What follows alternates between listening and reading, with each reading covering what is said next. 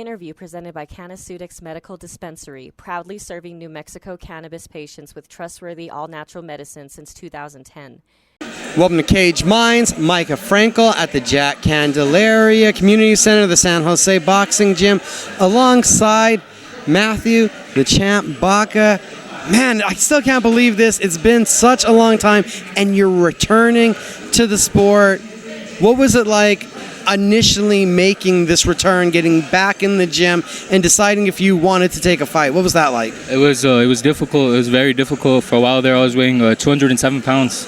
So I let myself go, and losing the weight was the hard part. My joints, my back, everything. It was a struggle, but once I dropped the weight, it got easier and easier. How much do you associate, because you've been doing boxing since a very young age, do you associate boxing with health? Yeah, of course. For a while there, I had stepped away, and my health was the worst, And then once I got back in the gym, my health, like they say, health is wealth, So as soon as I got back in the gym, my health started feeling better and better. I started feeling better. My life started to get better. Everything started getting back to how it should be, So definitely, I do contribute boxing to my health, How long in the process was it before you were like, feeling good here in the gym, I think I want to take a fight? How long was that? Probably about 4 months. It's been about 4 months. I said, you know what, getting the itch, I want to get in there and start sparring. Gradually, I started sparring by myself.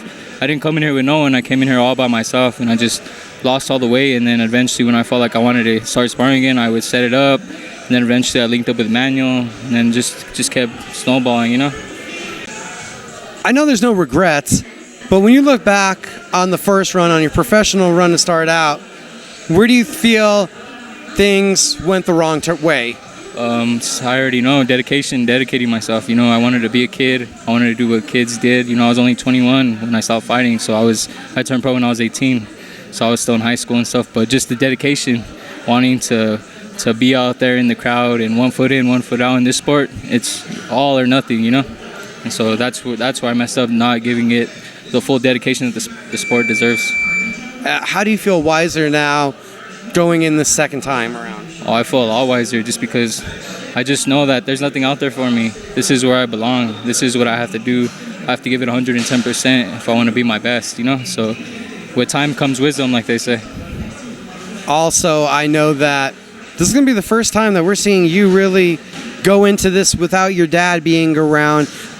What was that process like? This was something that you two shared, and now going at it on your own. I'm not gonna lie, it's been difficult. It's getting better and better, but it's been emotional because I started this with my dad, and I feel like I have unfinished business. So I'm gonna come in here.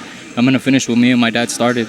Do you almost get that sense of almost being able to take yourself back to those younger years, being in here, hitting like you could almost hear his voice? Do you get those kind of memories that hit you in here? Yeah, flashbacks all the time. I could hear him even now when I was sparring. I could hear, Matt, throw your jab, move your head, throw to the body, get out of there, don't let him hit you. I could still hear him. Even though he's not here, he's here with me in spirit. And how is it now, you having a father, looking at your son as he's in here, we've seen him watching you train? Now I realize how much my dad really loved me and how much my dad wanted me to just be great. He saw the potential in me. Even when I couldn't see it, he saw it. That's why he pushed me so hard. And now I see the potential in my son, and I realized, you know what, my dad just wanted my best interest. My dad was my number one supporter, and he was my role model, honestly. August 5th, back in the ring here for Wrecking Crew Promotions. What are your expectations and your goals for returning to the ring? Of course, to win. I'm not going in there to lose. I'm going in there to make a statement. I've been out 9 years. I don't care. 9 years is 9 years. I'm still Matthew Champ Baca.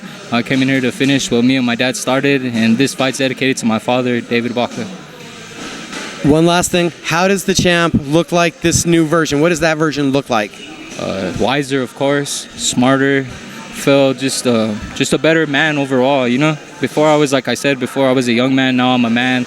And I realized how you have to be. You have to be a good man, a good person, godly, treat people well, be there for people, because at the end of the day, in an aspect where professional boxers, we're like role models. People look up to us, so it's a good feeling to have people looking up to you, Everybody, it's Wrecking Crew Promotions Hecho and Nuevo Mexico Fight Night. Via Hispana at the Expo New Mexico State Fairgrounds on August 5th. Get your tickets. You don't want to miss this one. Thank you for the time, sir. Sir, thank you. Thank you, Michael.